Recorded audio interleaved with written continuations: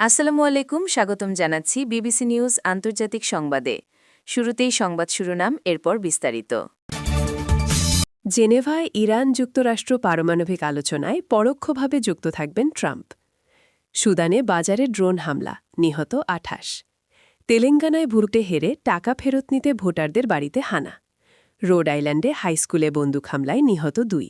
দর্শক, এতক্ষণ শুনছিলেন সংবাদ শিরোনাম। এখন বিস্তারিত। আপনি যদি ইসরায়েলের ধ্বংস চান এবং মুসলিমদের পাশে থাকেন, তাহলে ভিডিওতে লাইক করে চ্যানেলটি অবশ্যই সাবস্ক্রাইব করে দিবেন এবং আপনার মূল্যবান মতামত অবশ্যই কমেন্টে লিখে জানিয়ে দিবেন। এখন বিস্তারিত। জেনেভায় ইরান যুক্তরাষ্ট্র পারমাণবিক আলোচনায় পরোক্ষভাবে যুক্ত থাকবেন ট্রাম্প।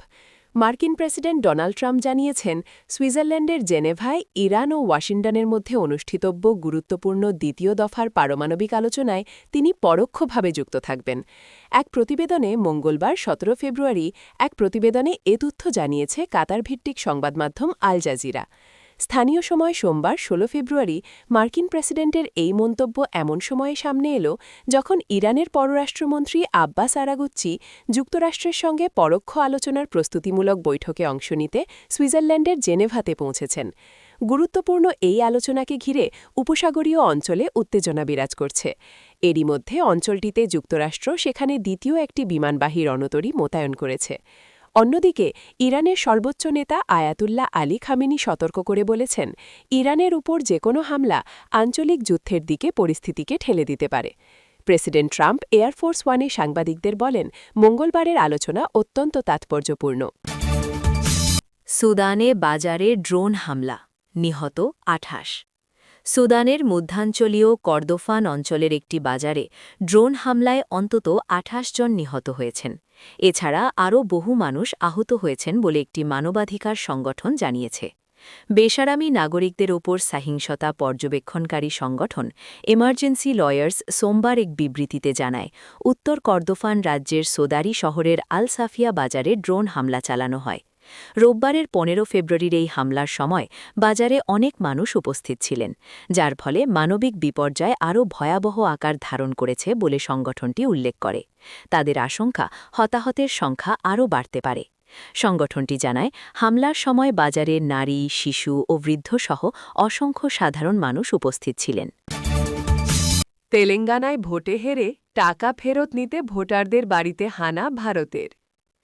তেলেঙ্গানা পৌরসভা নির্বাচনে মানচেরিয়াল পৌর কর্পোরেশনের ৯ নম্বর ওয়ার্ডে এক নজিরবিহীন ও চাঞ্চল্যকর ঘটনা ঘটেছে। নির্বাচনে পরাজয়ের পর ভোটারদের দেওয়া টাকা ফেরত নিতে বাড়ি বাড়ি হানা দিচ্ছেন এক বিজেপি প্রার্থী ও তার পরিবার। এই ঘটনার একটি ভিডিও সোশ্যাল মিডিয়ায় ব্যাপকভাবে ভাইরাল হয়েছে।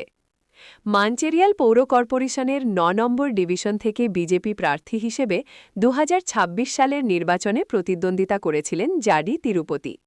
তবে ফলাফল ঘোষণার পর দেখা যায়, তিনি কংগ্রেস প্রার্থীর কাছে মাত্র ১৬ ভোটের ব্যবধানে পরাজিত হয়েছেন। এই সামান্য ব্যবধানে পরাজয় মেনে নিতে পারেননি তিরুপতি ও তার পরিবার। তাদের অভিযোগ, অনেক ভোটার টাকা নিয়েও তাকে ভোট দেননি। পরাজয়ের পর জাডি তিরুপতির স্ত্রী রূপা ভোটারদের বাড়ি বাড়ি গিয়ে জিজ্ঞাসা শুরু করেন। ভাইরাল হওয়া ভিডিওতে দেখা যায়, তিনি ভোটারদের কাছে দাবি করছেন যে তারা যদি সত্যিই তিরুপতিকে ভোট দিয়ে থাকেন তবে যেন ঈশ্বরের নামে শপথ করেন। যারা শপথ নিতে অস্বীকার করছেন বা স্বীকার করছেন যে তারা ভোট দেননি, তাদের কাছ থেকে আগে দেওয়া টাকা ফেরত নেওয়া হচ্ছে।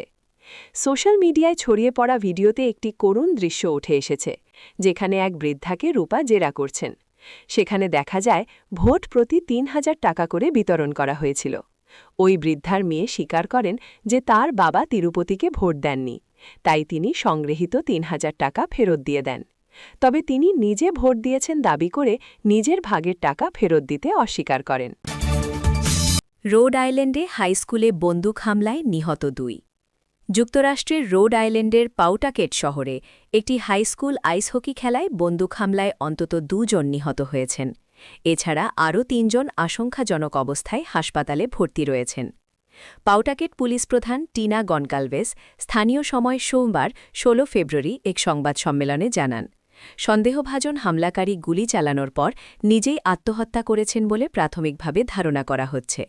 তিনি আরও বলেন, এটি সম্ভবত লক্ষ্য করে করা হামলা। মনে হচ্ছে এটি পারিবারিক বিরোধের জের ধরে ঘটেছে।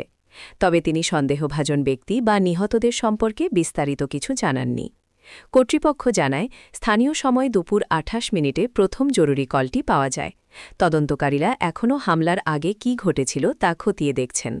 সংবাদমাধ্যম প্রভিডেন্স জার্নালের এক প্রতিবেদনে বলা হয়েছে, একটি ভিডিও ফুটেজে প্রায় 6 সেকেন্ডের মধ্যে দ্রুত প্রায় 13টি গুলির শব্দ শোনা যায়। এরপর প্রায় 11 সেকেন্ড পর ক্যামেরার বাইরে থেকে আরও একটি গুলির শব্দ শোনা যায়।